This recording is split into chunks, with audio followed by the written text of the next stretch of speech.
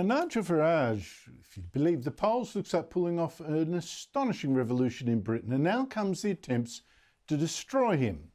Now, Farage is the leader of the anti-immigration Reform Party, and the latest poll says Reform would win more seats than every other party combined. It has only 5 at the moment, and almost wipe out the Conservatives, if there was an election today, which there isn't, leaving the Conservatives with just 14 seats. But with the Farage threat looming, the left-wing Guardian has found 20 people who were students with Farage at Dulwich College nearly 50 years ago. And they say he racially abused them. Jews said he'd tell them Hitler was right, gas them all. He told coloured students, allegedly, to leave Britain, and he picked on them. Got to say, Farage's denials yesterday weren't convincing.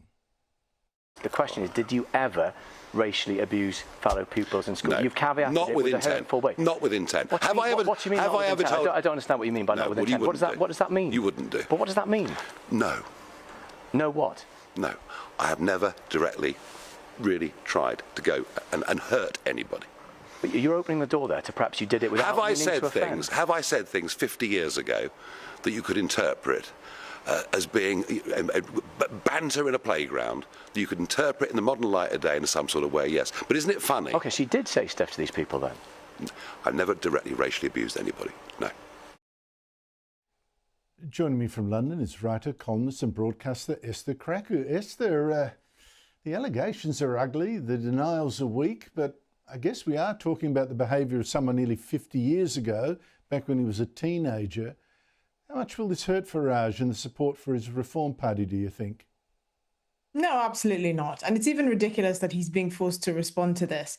The Guardian managed to find 20 people that went to the same school as him, which, given the quality of their journalism, I would even treat that skeptically. And suddenly they're all singing from a hymn sheet. You have to remember, Nigel Farage has been in British politics for decades.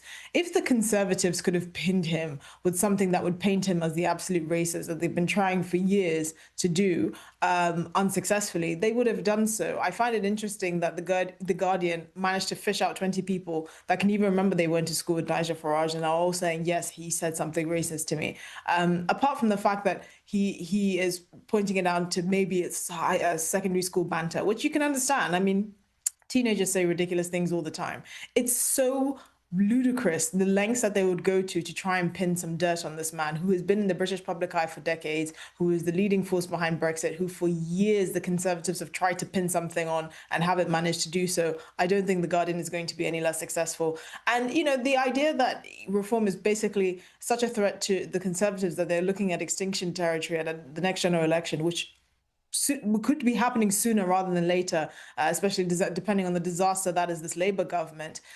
It's not surprising. I think the real threat really from Reform is for the Labour Party, because in many seats, in about 98 seats from the last election, they came second in Labour constituencies. The Conservative Party didn't even exist to much of the Red Wall in Britain. So, you know, this is probably a sort of a pathetically coordinated smear campaign that's been conducted, I would assume, by the Labour Party, which is probably scared of Reform. And we're going to see a really disastrous set of local elections next year in May, and this is probably priming the ground for that. But I feel a bit sorry for Nigel that he even has to entertain these sorts of allegations and has to be forced to make some sort of response. I may have said something when I was a teenager 50 years ago. What did you have for dinner last night? Do you even remember? But this is where we are in British politics when they're scared of the real threat instead of addressing the concerns of voters.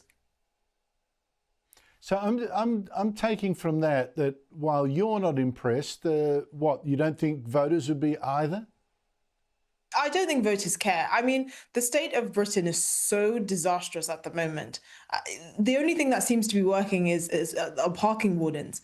The only thing that works in Britain, the only thing that works in favour of anyone is local councils being able to squeeze as much money from their residents in the form of parking fines and other ridiculous forms of extortion than actually a functioning state, like collecting bins, for example, like, you know, prosecuting people that go around stabbing individuals, like actual things that concern British citizens. The fact that the Guardian journalists managed to trudge up 20 people that are willing to say, without a shred of evidence, that Nigel Farage may have made racist comments to them when they were in secondary school almost 50 years ago is so pathetic, it's almost laughable.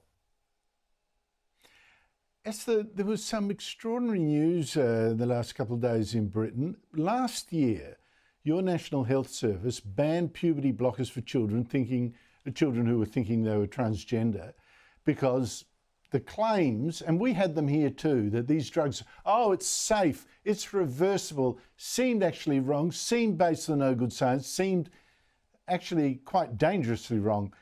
Now, your same health service is actually going to use up to 220 children as guinea pigs. They'll give some of them these drugs, some of them not, and then see what happens. I find this shocking, or is treating children with dangerous drugs as a sort of test? Is that how science actually advances? Well, if you're ever sort of in doubt about the kind of groupthink in many scientific communities across the world, or the developed world, this is probably the biggest example, because I'm surprised that this has even got through an ethics committee. If they wanted to see the effect of puberty blockers, they can just go back to the children that were treated like guinea pigs at the now shut down gender Tavistock clinic and see what happened there. The fact that they are looking into things like its impact on bone density, for example, or it's just indicative that they're looking for negative side effects. Well, if that's the case, then this is not something that should be safe. You shouldn't have to test cyanide on someone to realize that cyanide is not a good thing. And the most surprising thing is what they say they're investigating, which is gender incongruence, which is the new fashionable way of saying gender dysphoria. The term keeps evolving. We don't even know what's the acceptable term now. But instead of actually investigating the cause of gender dysphoria or this discomfort with one's gender, they're looking for ways to treat it that clearly have very negative side effects. They can just go back to all the children that were treated at the Tavistock clinic and see the impact on them. Why did they have to test a new set of kids? And they don't even have any boundaries in terms of age limits. So these are prepubescent children, so something from as young as the age of 10 or 11. They haven't ruled out children with autism or with a history of trauma or in the care system. Even people that don't have parental consent can somehow maneuver their way through this study, because they can have the consent of their social care worker or temporary guardian, and that counts as consent. I mean, this whole study is a disaster. And the fact that West Streeting is letting it happen, our health minister, just shows how weak the state is when it actually comes to protecting children. Absolutely, and how determined the lobby is to keep treating them, keep using them as pawns in their ideological games. Esther Krakue, thank you so much for your time.